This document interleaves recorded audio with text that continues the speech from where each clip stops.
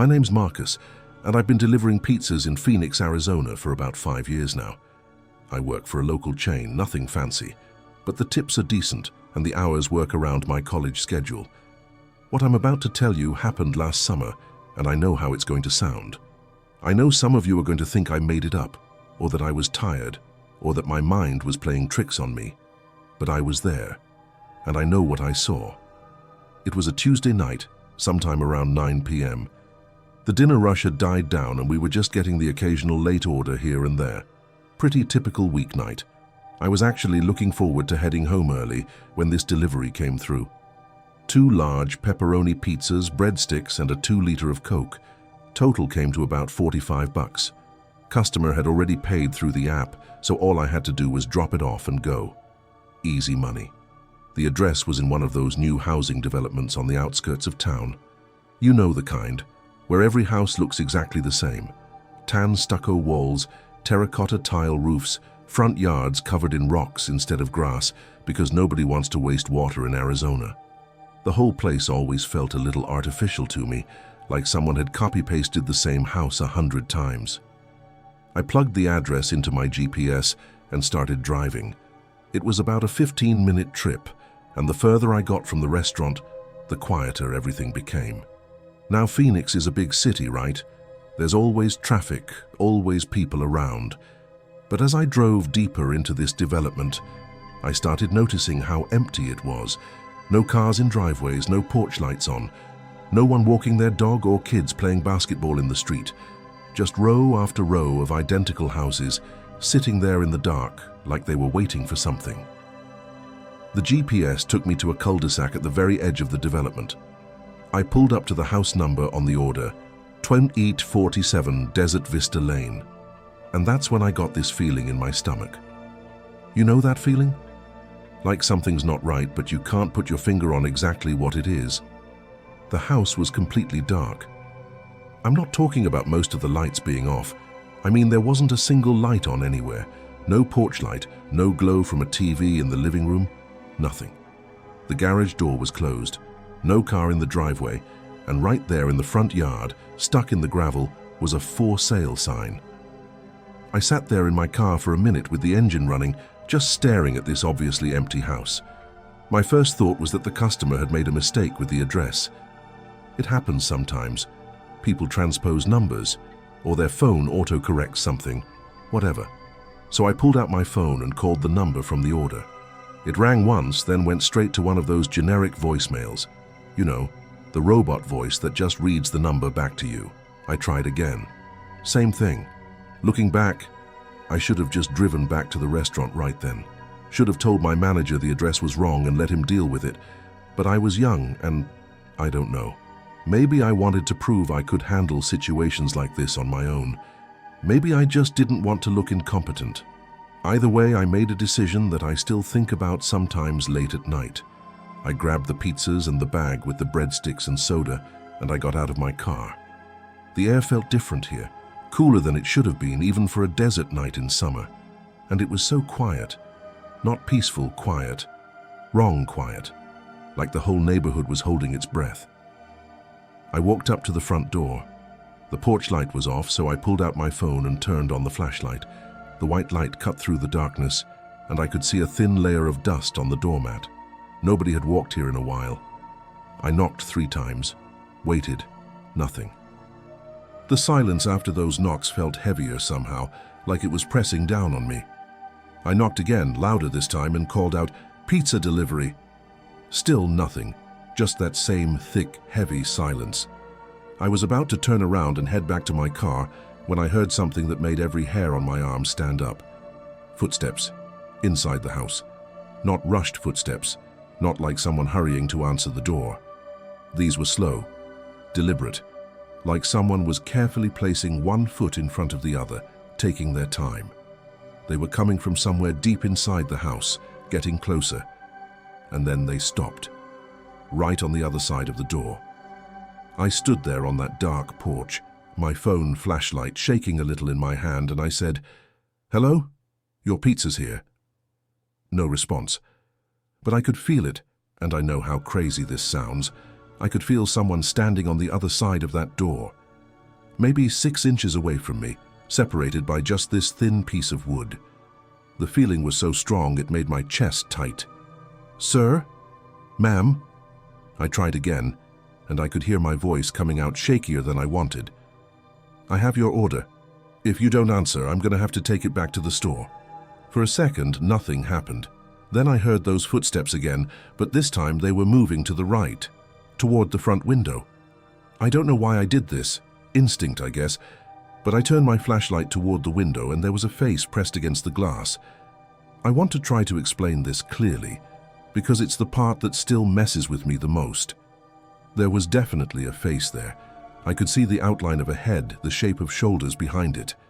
But where the eyes should have been, where the nose and mouth should have been, there was just nothing. Just darkness.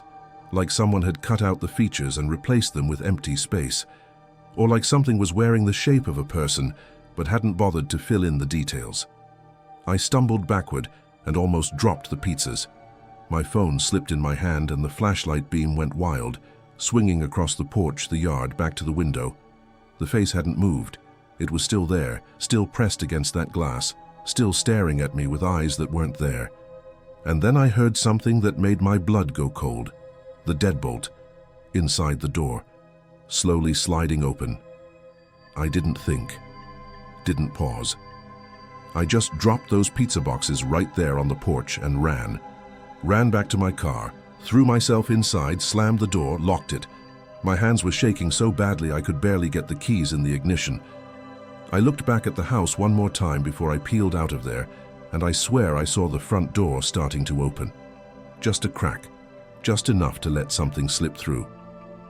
I drove back to the restaurant way too fast, probably broke a dozen traffic laws.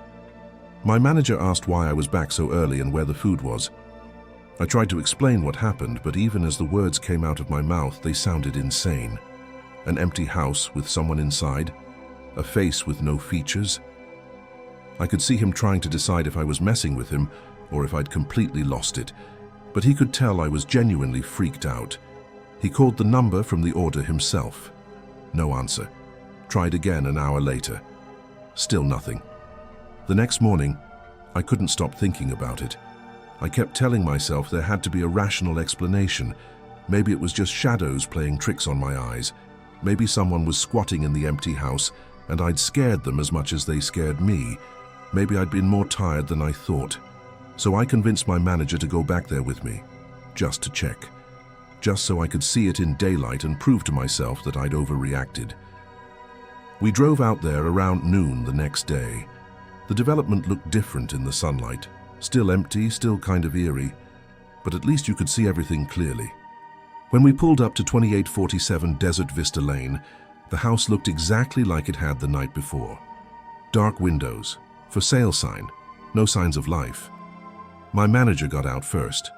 I followed, though I really didn't want to. We walked up to the front porch together. The pizza boxes were gone. I'd dropped them right there, I was sure of it. 2 large pizza boxes and a bag with breadsticks and a soda. All of it was gone. Maybe an animal had dragged them off, I thought. Maybe a homeless person had found them. But then my manager pointed at the door. Written across the white paint in thick black marker were 2 words. The letters were big, blocky, like a child had written them. Or like something had tried to write like a child. My manager took a picture on his phone, and then we both got the hell out of there. He called the cops on the way back to the restaurant. They said they'd send someone to check it out. A few hours later, an officer stopped by the restaurant. He said they'd gone to the house, looked around, didn't find anyone. Checked with the real estate company that had the listing, and they confirmed the house had been empty for 6 months. No showing scheduled, no one had access to the keys except the agent, and the agent hadn't been there in weeks. The officer asked if I'd seen who wrote on the door. I said no. He asked if I wanted to file a report. I said I didn't know what I'd even be reporting. He told me to call if anything else happened and left. The cops checked the phone number from the order too. Turned out it was a burner phone, one of those prepaid ones you can buy at any convenience store. It had been activated 2 weeks before my delivery and hadn't been used since. Dead end. So here's what I'm left with. Someone, or something, ordered a pizza to an empty house. paid for it through an app using a burner phone. Waited for me to show up, let me see whatever that was in the window. Let me hear them unlock the door. And then after I ran, they took the food and wrote "thank you" on the door. I don't know what the point was. I don't know if it was some kind of prank or if something actually lives in that house that shouldn't be there. I don't know if it wanted to scare me or if it wanted something worse. What I do know is that I still deliver to that neighborhood sometimes. I have to, it's part of my route, but I will never ever go down that cul-de-sac again. And whenever I get an order for a house that looks empty, I call the customer before I even leave the restaurant. Because late at night when I'm trying to fall asleep, I still see that face in the window, that empty, featureless face pressed against the glass. And I still hear that deadbolt sliding open, slow and deliberate, like whatever was on the other side had all the time in the world. And sometimes I wonder, what would have happened if I'd stayed? What would have come through that door? I don't know, and that's what scares me the most.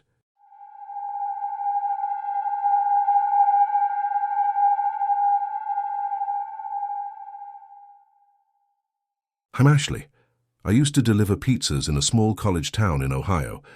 This happened during my junior year back in 2018. I was working for one of those big chain places, trying to save up money for spring break. The town where I went to school was pretty typical for that part of the country. Main campus in the center, student housing surrounding it, and then these older residential neighborhoods spreading out from there where actual families lived.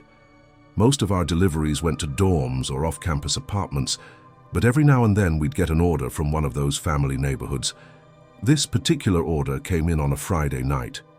I remember because Friday nights were usually crazy busy, but for some reason that night had been slow.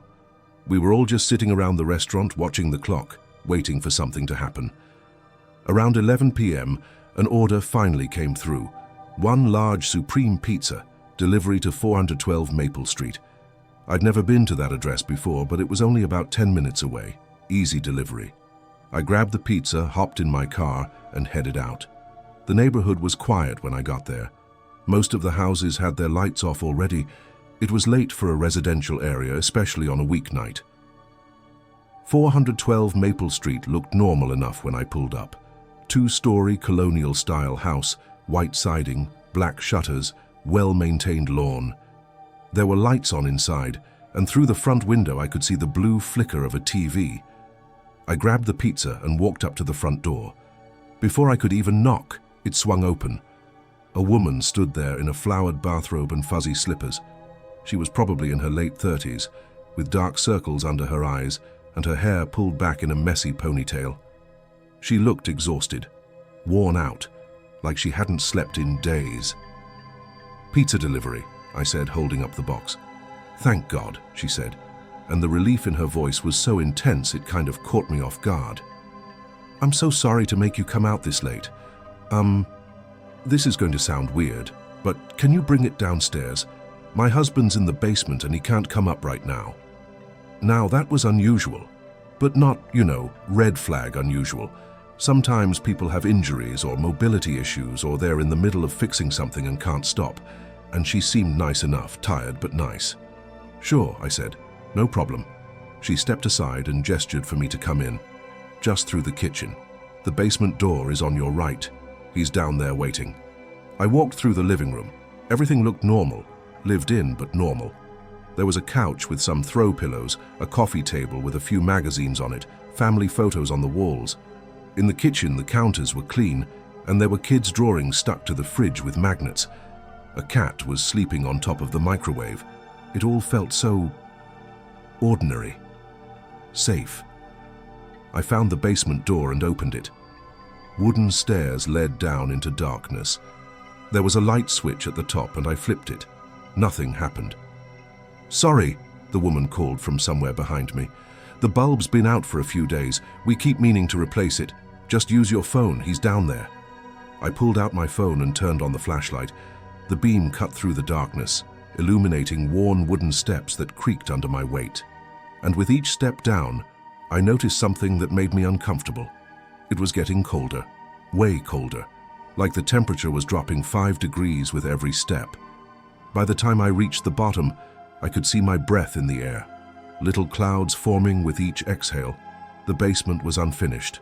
Concrete floor, exposed beams in the ceiling, old furnace in the corner. My flashlight beam swept across the space, and that's when I saw him. A man sitting in a folding chair in the middle of the room. He was facing away from me, his back to the stairs. He was wearing a white dress shirt and grey slacks, like he'd just come home from an office job. His hands were folded neatly in his lap. He didn't turn around when I came down, didn't move at all. "Hey," I said. My voice sounded small in that cold, empty space. "Pizza's here." Nothing. He just sat there, perfectly still. I walked around to the front of the chair, holding my phone up to light the space between us. And that's when I got a good look at his face. His eyes were open, wide open, staring straight ahead at nothing. He wasn't blinking, wasn't breathing as far as I could tell, just staring. "Sir?" I said. He didn't react, didn't even seem to register that I was standing right in front of him. And that's when I noticed the smell. Faint at first, but getting stronger the longer I stood there. It was sweet. Sickly sweet, like meat that had been left out too long. Every instinct I had started screaming at once. Something was very, very wrong here. I backed away from the chair, keeping my light on the man. "I'm just gonna leave this here," I said, and I set the pizza box down on the concrete floor. The second I did, I heard it. The basement door at the top of the stairs slammed shut.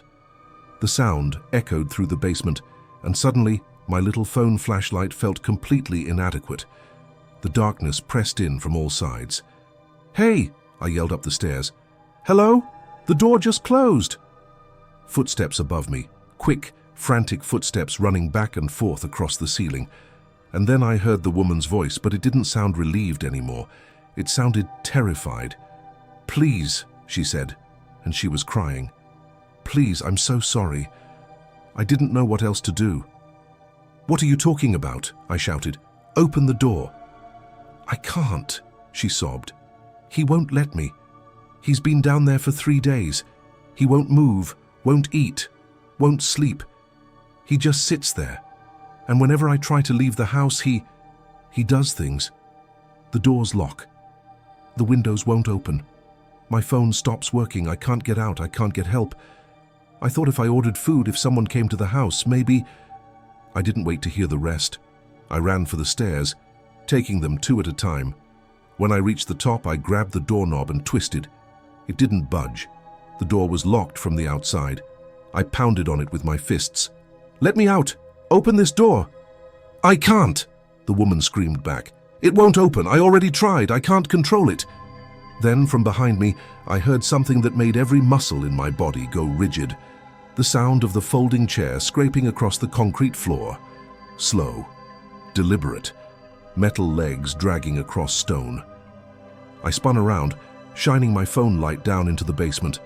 My hand was shaking so badly the beam was jumping all over the place. The man was standing now, still facing the same direction he'd been sitting, still with that same blank, unblinking stare, but he was on his feet. And as I watched, frozen at the top of those stairs, his head began to turn. Not like a normal person turning their head. This was wrong, mechanical, like his neck was on a swivel and someone was slowly rotating it. When his face came into my light, I saw that his eyes had changed. They weren't brown anymore. They were completely white. No pupils, no irises. Just empty white orbs that somehow still seemed to be looking right at me. And then he smiled. The widest smile I've ever seen. Too wide. His lips pulled back to show all his teeth, and the smile just kept getting wider, like his face was stretching. I threw my entire body weight against that basement door, once, twice. On the third try, something gave. I don't know if the lock broke or if whatever was holding it let go, but the door flew open and I stumbled out into the kitchen. The woman was there pressed against the far wall, her face pale and wet with tears. "We have to go," I said, grabbing her arm. "Right now, we have to get out of this house." She nodded, and we both ran for the front door. I grabbed the handle, twisted it, pulled. Nothing. It was locked, dead-bolted from the inside, but no matter how hard I tried to turn the bolt, it wouldn't move.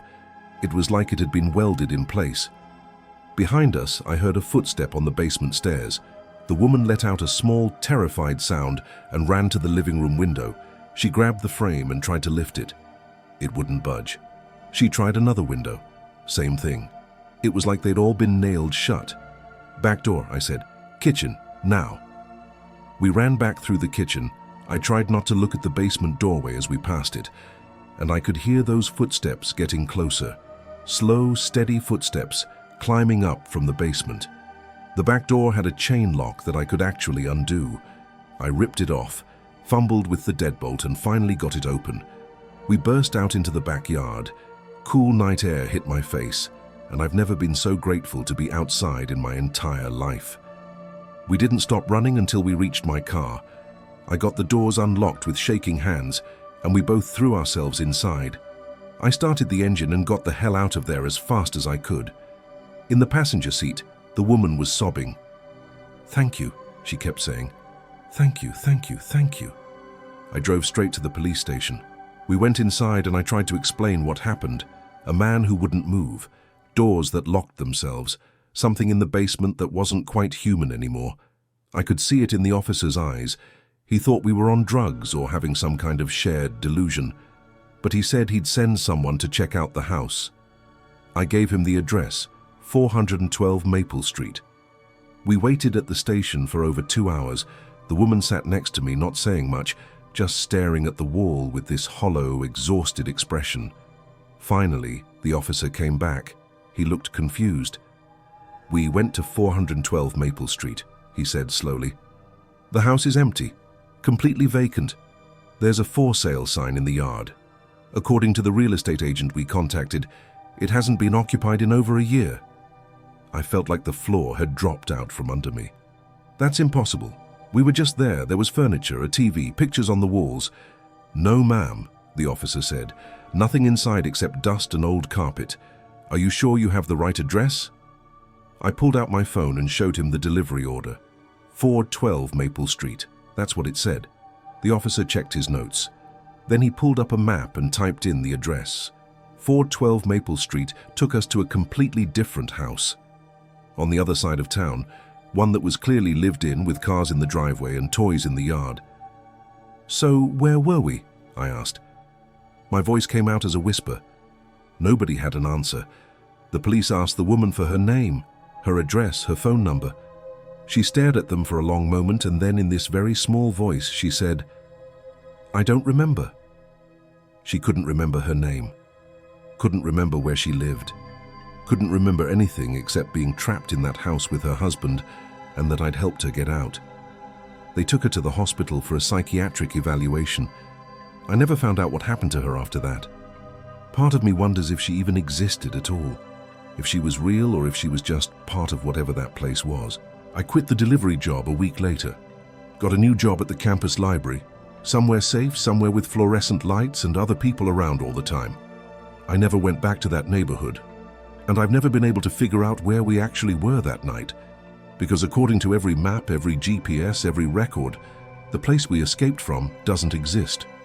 But I was there. I saw it. I felt that cold basement air. I saw that man with his white eyes and his too wide smile. And sometimes late at night when I can't sleep, I wonder, is he still sitting in that chair, still waiting in that basement that isn't on any map? And what happened to all the other delivery drivers who got sent there before me?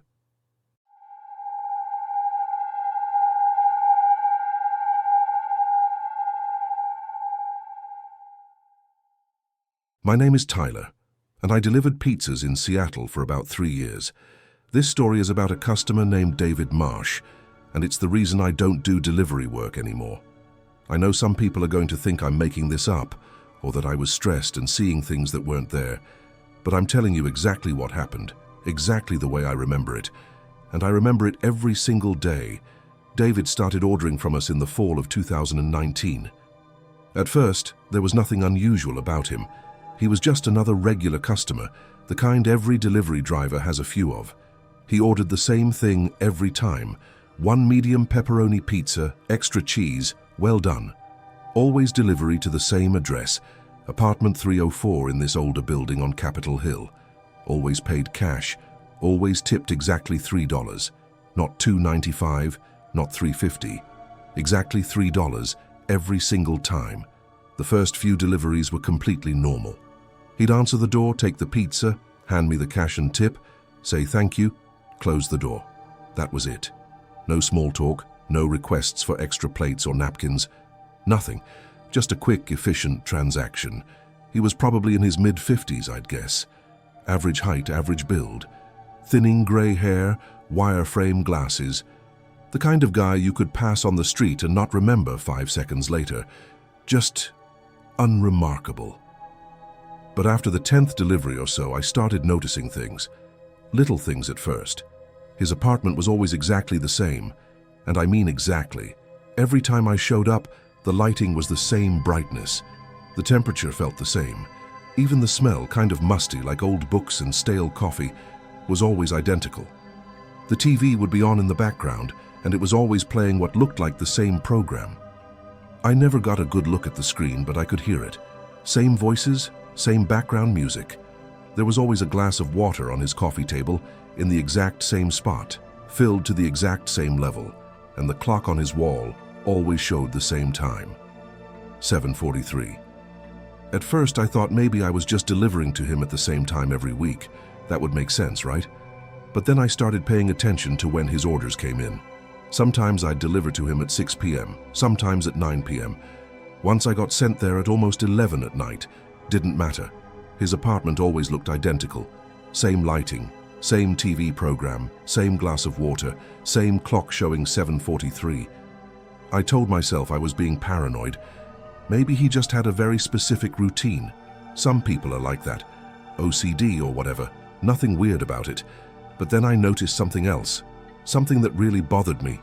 David never aged. I delivered to him for over a year. More than a year, actually. And he looked exactly the same every single time. Same clothes, khaki pants, light blue polo shirt, same hairline, same glasses, even the same expression on his face. Neutral, blank, like he was looking at me but not really seeing me.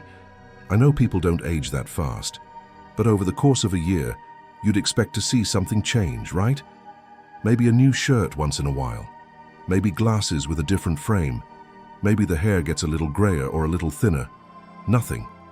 He was exactly the same. And then there was the pizza. This is the part that sounds the craziest, and I know it. But I swear on everything I love that this happened. One night, this was probably 8 months into delivering to David, I got assigned 2 deliveries back to back. The first was to an apartment complex on the north side. Easy delivery. Customer was nice, tipped well. Then I got sent to David's place. When I got back to my car after the first delivery, I opened the insulated bag to grab David's pizza, and there were 2 pizza boxes inside. 2 identical boxes. I stared at them, confused. I'd only taken 2 pizzas when I left the restaurant, one for my first customer and one for David. I'd delivered the first one. So where did this second one come from? I opened both boxes. They were both medium pepperoni pizzas, extra cheese, well done. Exactly the same. My first thought was that another driver had accidentally put their order in my car. It happens sometimes when we're busy.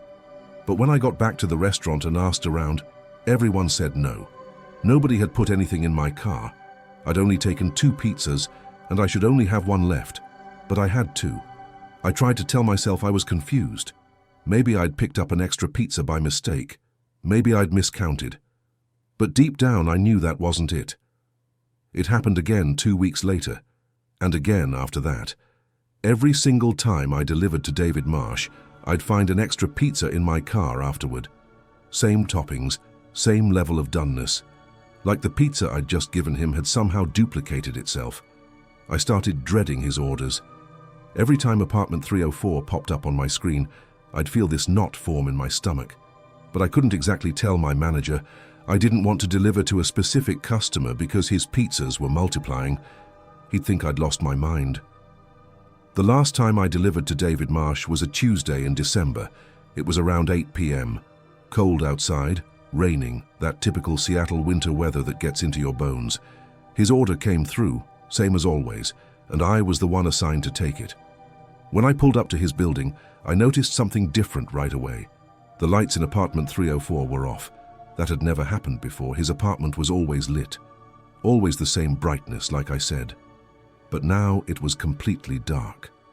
I walked up to the third floor with this growing sense of unease.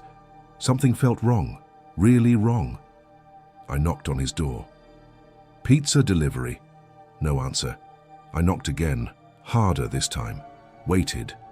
Still nothing. I was about to pull out my phone and call my manager when I heard movement inside the apartment. Not footsteps, something else. A dragging sound, like something heavy being pulled across the floor. Then the door opened. I looked up, expecting to see David Marsh standing there like he always did. Average height, grey hair, glasses, blue polo shirt. But the person who answered the door wasn't David Marsh. It was me. I was standing there, looking at my own face, my own body, wearing my same uniform right down to the name tag. For a second, maybe 2 seconds, I couldn't process what I was seeing. My brain just refused to accept it. This had to be a hallucination, a trick of the light, something. The other me smiled, reached for the pizza. "Thanks," I said, except I didn't say it.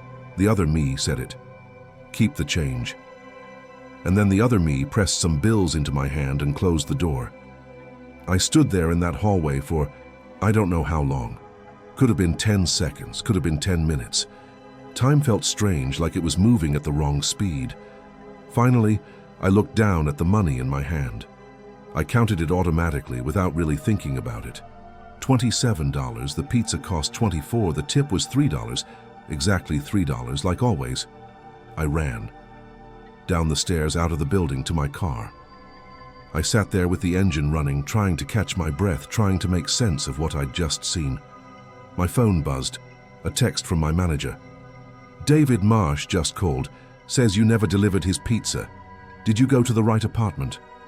I looked at the insulated bag in my passenger seat. It was empty. I'd delivered the pizza. I'd handed it to me, to whoever or whatever that was. I drove back to the restaurant in a daze. My manager was annoyed.